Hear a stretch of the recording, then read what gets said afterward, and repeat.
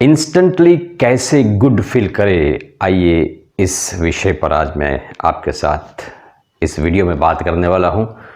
नमस्ते, मैं हूं Rajiv Bhalani, mind and meditation coach. बहुत सारे लोग तरह तरह के सवाल पूछते हैं, जिसमें से एक सवाल आया था मेरे पास और पूछा यह गया था कि खुश होने के तो बहुत सारे तरीके होते हैं मगर इंस्टेंटली अपने अंदर कैसे हम वो खुशी का एहसास पैदा कर सकते हैं, क्या ऐसा कुछ है? तो मेरा जवाब है यस। इस वीडियो को आखिर तक देखते रहना, और पहली बार अगर आप इस चैनल पर आए हुए हैं तो सब्सक्राइब ज़रूर कर दीजिए इस चैनल को, और इसका जो बेल आइकन है उसको भी क्लिक कर दें ताकि मेरा हर वीडियो आप तक सबसे पहले पहुंच जाए। तो आइए बात करते हैं कि ऐसा क्या है कि जिसको लेकर के हम तुरंत ऑन द स्पॉट और इंस्टेंट गुड फील कर सकते हैं, है ना। सदियों पहले की एक बात मैं आपसे कहने जा रहा हूँ, बहुत इंटरेस्टिंग है, सुनना। भारत की ही बात है, और सदियों पहले एक राजा था यहाँ पर, और बहुत बड़ा उसका राज था। उसका जो राज्य था वो आसपास के कई इलाकों तक फैला हुआ था, और बहुत प्रतापी राजा था, बहुत बड़ा राजा था। उसके पास बहुत बड़ा सैन्य भी था, बहुत सारे सैनिक थे, और जहाँ पर वो युद्ध करता था, जिस किसी राजा के साथ वो युद्ध करता था, वो हमेशा उसमें जीत जाता था। उसके पास कई सारे हाथी थे, घोड़े थे, अस्त्र शस्त्र सब कुछ था। उसके पास एक हाथी भी था, जो एक ऐसा हाथी था कि सबसे कुशल, सबसे एक्सपर्ट था युद्ध के लिए। और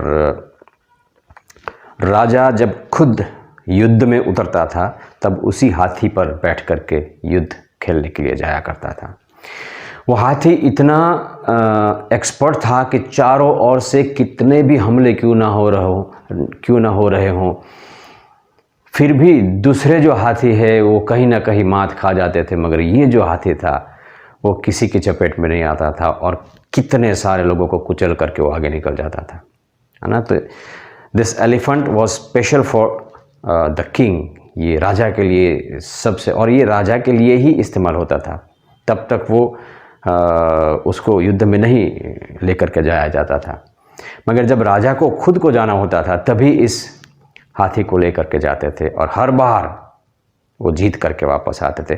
कितने सारे युद्ध इस हाथी की मदद से राजा ने जीते, और राजा को इस हाथी पर बहुत गर्व था, और बहुत ही उसको एक लगाव भी था, एक रिस्पेक्ट भी था।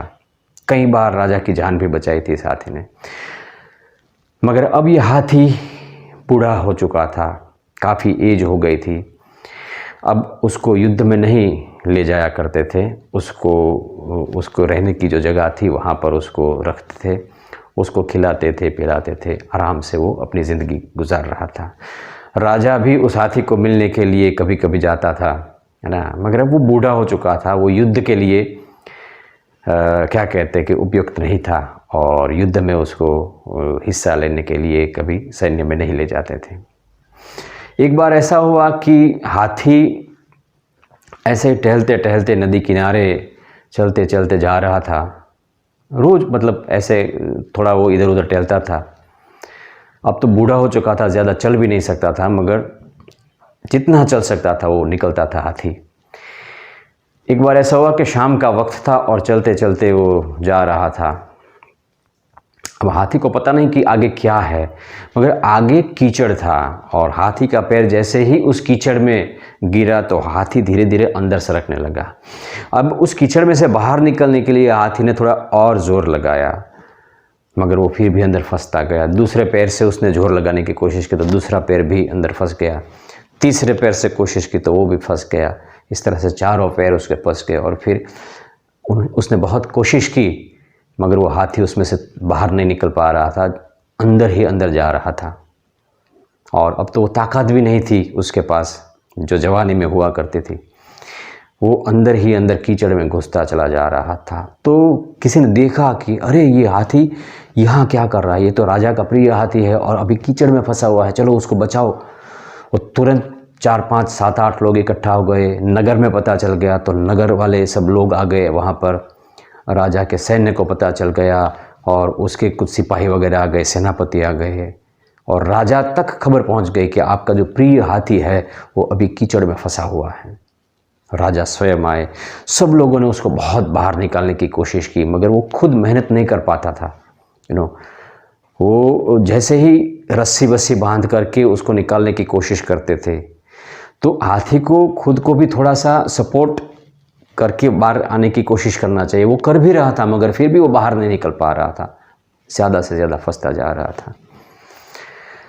उतने में कहते हैं कि वहाँ से एक संत महात्मा निकले, कोई विचरण करते हुए चलते चलते जा रहे थे, और उस महात्मा को देखते हुए राजा तो पहचान गया कि ये तो बहुत बड़े महात्मा हैं जिसका पूरे इलाके में बहुत बड़ा नाम है। तो जाकर सीधा ही उसके चरणों में गिर गए राजा और उसको वंदन किया और कहा कि महात्मा जी आप कुछ भी करिए मगर मेरे इस हाथी को बचाइए, है ना, और ये मेरे लिए बहुत बहुत महत्वपूर्ण है।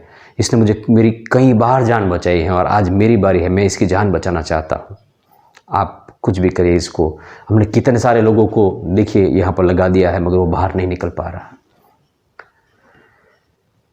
तो ये जो महात्मा थे उन्होंने हाथी की ओर देखा और पूरा जो परिस्थिति थी उसको समझा। राजा को कहा सेनापति को बुलाओ, और सेनापति आए और इस महात्मा जी ने सेनापति जी को धीरे से कान में कुछ कहा, और जैसा ही सेनापति को कहा गया, ऐसा जो कहना था वो तो कह दिया महात्मा जी ने, और महात्मा जी तो वहाँ से आगे चल पड़े। फिर जो सेनापति को महात्मा जी ने कानों में जो कहा था, सेनापति ने एग्जैक्टली वैसा ही किया, और 5 मिनट में वो जो हाथी था जो कीचड़ में फंसा हुआ था वो आसानी से बाहर निकल गया। अब आपको शायद ये ताज्जुब लग रहा होगा कि ऐसा क्या उस महात्मा जी ने सेनापति को कहा होगा कि जिसकी मदद से ये हाथी जो कब से फंसा हुआ था वो बाहर निकल गया। तो आइए मैं क्या कहा वो भी बताऊंगा, और फिर सेनापति ने क्या किया वो भी बताऊंगा। महात्मा जी ने सेनापति को जो कहा वो ये कहा कि ये हाथी जो है, जो आपने बताया कि ये राजा का बहुत प्यारा है, कितने सारे युद्धों में हिस्सा लिया है, राजा की कई बार जान बचाई, अब इसको बाहर निकालना है तो एक ही उपाय है। सेनापति ने कहा क्या है जल्दी बताइए। तब उस महात्मा जी ने कहा कि आप कहीं से भी जो आपका लश्कर है वहाँ से लोगों को बुलाओ, और जो ढोल नगाड़े शहनाई, ये जो वो ब्यूकल वगैरह जो रहते हैं, शहनाई तो नहीं मगर ब्यूकल वगैरह जो रहता है, जब युद्ध होता है तो ये सब जोर शोर से बजता है, नगाड़े बजते हैं, ब्यूकल बजता है ना, तो ये सब जो होता है जो युद्ध के दौरान एग्जैक्टली वही चीज़ अभी यहाँ पर इसके सामने आप करो। और तुरंत वो सेनापति ने, महात्मा जी तो कह करके निकल गए, सेनापति ने वही इंतजाम किया, वो ढोल नगाड़े वाले को सबको बुला लिया, है ना, कितने 7-8 लोग वो ढोल नगाड़े बजाने लगे, ब्यूगल सब बजने लगा। और ये सब आवाज़ जैसे ही सुनी उस हाथी ने, उस हाथी के अंदर न जाने कहाँ से शक्ति का शक्ति इतनी पैदा हुई कि धीरे धीरे वो कीचड़ से बाहर आ गया। अपने हाथ पैर को चारों पैरों से मेहनत करते करते बाहर आ गया। वो ताकत, वो इतनी उसने ताकत लगाई, बूढ़ा हो चुका था, कुछ नहीं कर पाता था, लोग सपोर्ट कर रहे थे तो भी बाहर निकलने में वो कामयाब नहीं हो रहा था। जैसे वो ढोल नगाड़ों की आवाज़ आई, वो ब्यूगल की आवाज़ आई, और तुरंत वो ताकत वापस आ गई जो कि युद्ध के वक्त उसके अंदर आ जाती थी, और वो वहाँ से बाहर निकल गया।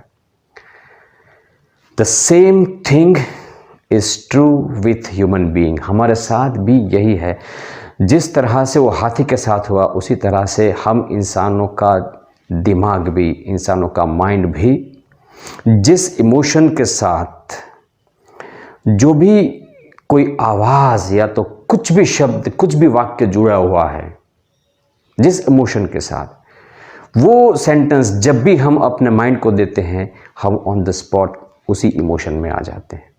मेरे कहने का मतलब थोड़ा थोड़ा अभी शायद आपके समझ में आ गया होगा। यानी कहने का मतलब ये है कि समझ लीजिए कि कुछ दुख का माहौल है और उस वक्त जो चारों ओर से आवाज़ें आ रही हैं, वो उसके बाद कभी भी वही आवाज़ें जब इंसान सुनता है तो उसके अंदर दुख भी पैदा होने लगता है। अब ये जो हमारे माइंड को क्या कहते हैं, वो माइंड को ये ऑपरेट करने का माइंड का ये सिस्टम है खुद का, how it operates, it's like this, कि जिस आवाज़ के साथ आपके जिस इमोशन जुड़े हुए हैं वो आवाज़ जब भी आती है आपको आपका माइंड उसी इमोशन में ले आता है। तो अब जो हमारा मूल सवाल था उसके ऊपर आते हैं कि how to feel good instantly on the spot. कैसे 5 सेकंड में हम गुड फील कर सकते हैं? बिल्कुल, आप 5 सेकंड में इंस्टेंटली गुड फील कर सकते हैं, हाँ, मगर उसकी तैयारी के लिए शुरुआत में थोड़ा वक्त लगेगा। आपको करना क्या है मैं अभी आपको बता देता हूँ। आज से पूरा दिन में जितनी बार भी आप बहुत अच्छा फील करें किसी भी कारण को लेकर के, कोई अच्छे न्यूज़ मिल गए, किसी ने फ़ोन पे बात की जिसमें से कुछ अच्छा समाचार आपको मिल गया, good news for you know, या तो कुछ आप देख रहे हैं, टीवी में देख रहे हैं, बहुत अच्छा देख रहे हैं, कोई कॉमेडी मूवी देखा, मतलब जब भी खुश होने का कुछ अवसर मिलता है, जब आप खुश होते हैं उस वक्त किसी एक गाने की किसी एक लाइन को मन ही मन आप गुनगुनाएं। कोई भी गाना, फिल्मी गाना हो, गैर फिल्मी गाना हो, एक लाइन उसकी गुनगुनाएं। आज अगर 5 बार आप खुश हुए तो 5 बार उस लाइन को गुनगुनाएं। कोई भी गाने की किसी भी ट्यून हो सकती है, मगर उस ट्यून को, उस गाने की उस लाइन को गुनगुनाएं। ट्यून भी हो सकती है जैसे ला ला ला ला ला ला, बस इतना भी हो सकता है। 10 बार खुश हुए तो 10 बार उसको गुनगुनाएं, मगर जैसे ही वो खुशी कम होती है गुनगुनाना बंद।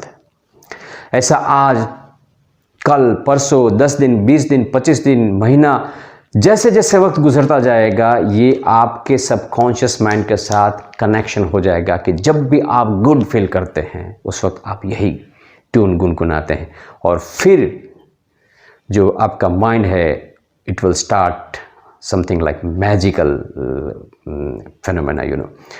फिर ऐसा होगा कि जब भी आप उदास बैठे हैं और आपको इंस्टेंटली गुड फील करना है और गुड फील करने का कोई बहाना नहीं है, तो उस वक्त आप कुछ ना करें मगर सिर्फ और सिर्फ वो ट्यून जैसे ही गुनगुनाएंगे फिर से वही गुड फील आपके अंदर आना शुरू हो जाएगी। Our mind is miraculous thing which we have, it's a gift. वो बहुत ही यू नो कुछ अलग ही तरीके से काम करता है। तो उसको जो भी फीलिंग के साथ, जिस भी गाने के साथ आप एसोसिएट कर लेते, कनेक्ट कर लेते, वो इंस्टेंट फील करता है, आई मीन प्रोड्यूस करता है। तो फिर जब भी आपको गुड फील करना हो तो आप उसी ट्यून को जैसे ही गुनगुनाएंगे अंदर से वो खुशी का एहसास आना शुरू हो जाएगा, है ना। ज़बरदस्त। ये एक ऐसी टेक्निक है कि जिसका न सिर्फ मैंने प्रयोग किया है खुद के ऊपर, मगर बहुत सारे मेरे पार्टिसिपेंट्स को भी मैंने ये आज तक सालों से बताता आया हूँ, और सब लोग इसका इस्तेमाल करते हैं और लिटरली गुड फील करते हैं। तो आप भी करिए, और आप चाहते हैं जिन जिन लोगों को कि वो भी गुड फील करें उनके साथ अभी इसी वक्त इस वीडियो को शेयर करें, क्योंकि अच्छी फीलिंग शेयर करते हैं तो हमारे अंदर भी अच्छी फील आती है। Thank you very much. नमस्ते।